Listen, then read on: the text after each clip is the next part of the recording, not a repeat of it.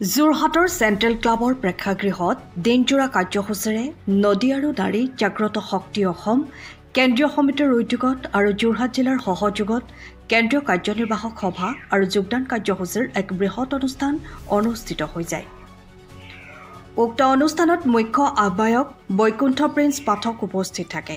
লগতে অসমৰ ভিন্ন জিলাৰ সভাপতি সম্পাদিকা আদি উপস্থিতিয়ে অনুষ্ঠানটি সোণত সুৱগা চৰায়। যোৰহাট শাখাৰ হৈ সভানেত্ৰী প্লাবিতা বৰা আৰু সম্পাদিকা শিখামণি বৰাই সকলোকে কৃতজ্ঞতা জ্ঞাপন কৰে। যোৰহাটৰ পৰা নয়ন ফুকনৰ ৰিপৰ্ট পোহৰ লাইভ। এখন আমাৰ খুব জৰুৰী সভা আয়োজন কৰা হৈছিলে, যিহেতু আমি কেইবাটাও এনেকুৱা সমস্যা দুৰ্ভগীয়া নাৰী আৰু পুৰুষৰ ক্ষেত্ৰত আমি বিভিন্ন ধৰণে কাম কৰি আছোঁ আৰু আমি কিছুমান বস্তু মানে কি হয়, কিছুমানে পইচা লৈ পেলাই কম্প্ৰমাইজ কৰি দিয়ে, সেইবিলাক আমি কৰিবলৈ নিদিওঁ। আমাৰ সংগঠনটো অকণমান এক্সেপশ্যনেল। তাৰপিছতে আমি জৰুৰীভাৱে এখন সভা আয়োজন কৰিলোঁ, কাৰ্যনিৰ্বাহ বৈঠক, কাৰণ আমাক বহুতে ভয় ভাবুকি দি আছে। আমি অলপ দিনৰ আগতে এটা নিৰ্দেশনা দিছিলোঁ, আমি মিডিয়া যোগেৰে জনাইছিলোঁ যে যিসকল অবৈধ প্ৰেমিক প্ৰেমিকা বা চোৰ ডকাইতক মানুহে ভাড়াঘৰ দি ৰাখিছে, সেই ভাড়াঘৰ দিয়া মানুহবিলাকে অতি সোনকালে মালিকবিলাকে খালী কৰিব লাগে।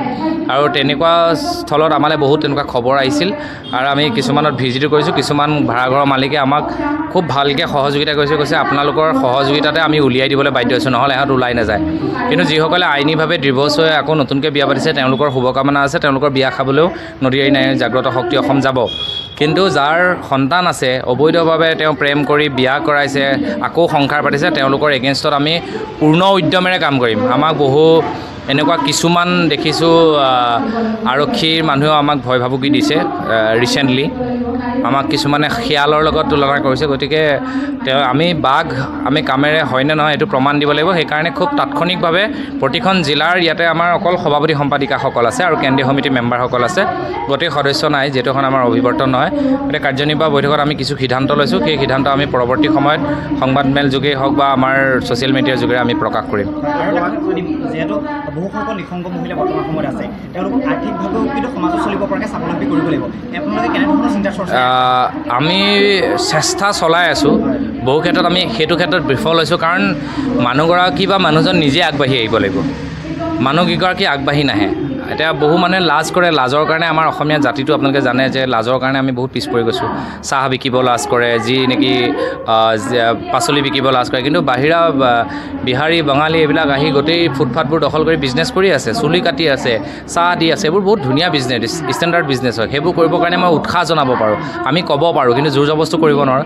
গতিকে আমি এতিয়া এটা আৰ্থিক আমি কেনেকৈ স্বাৱলম্বী হ'ব পাৰোঁ, কাৰণ সংগঠন বুলি ক'লেই চান্দা তোলাৰ প্ৰশ্ন আহি পৰে। বহুতে চান্দা তুলি গম পায় আপোনালোকে গোটেইবিলাক দৃশ্যপটবোৰ দেখি আছে। গতিকে চান্দা নোতোলাকৈ কেনেকৈ পাৰি তাৰ চেষ্টা চলাই আছোঁ। কি ক'লে? মই সংগঠনৰ মুখ্য সচিব হিচাপে কাৰ্যনিৰ্বাহ কৰি আছোঁ আৰু আমাৰ ইয়াতে কেন্দ্ৰীয় সাধাৰণ সম্পাদিকা, আমাৰ দুগৰাকী সভাপতি, আমাৰ দুগৰাকী সম্পাদিকা। আমাৰ অলপ ছিষ্টেমটো বেলেগতকৈ বেলেগ। আমাৰ বৈকুণ্ঠ প্ৰিন্স পাঠক।